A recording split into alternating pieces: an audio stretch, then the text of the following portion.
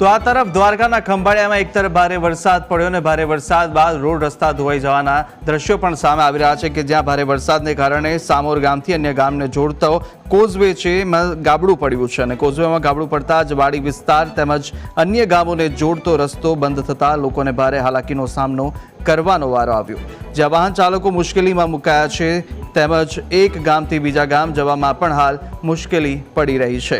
તેથી વહેલી તકે કોઝવે રિપેરિંગ કરવામાં આવે તેવી હાલ સ્થાનિકો દ્વારા માંગ કરવામાં આવી રહી છે।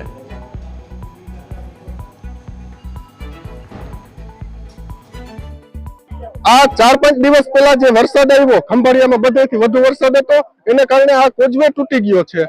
આ કોઝવેમાં 300 થી 400 ખેડૂ આ બાજુ રહે છે અને 3 થી 4 ગામ અહીંથી પસાર થાય છે। તો આ કોઝવે તૂટી ગયો એના કારણે કોઈ અહીંથી જઈ નથી શકતું।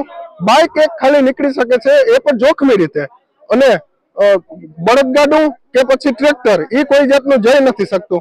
આ બાજુ માલધારી વસવાટ કરે છે વધુ પૂરતા, એટલે ખોળ લેવા જવું કે જે તે સામાન લેવા જવું હોય તો ટ્રેક્ટર નથી નીકળી શકતું, એટલે બહુ હાલાકીનો સામનો કરવો પડે છે અને હોસ્પિટલ કામ માટે પણ બહુ અઘરું છે આપણે જવું હોય તો।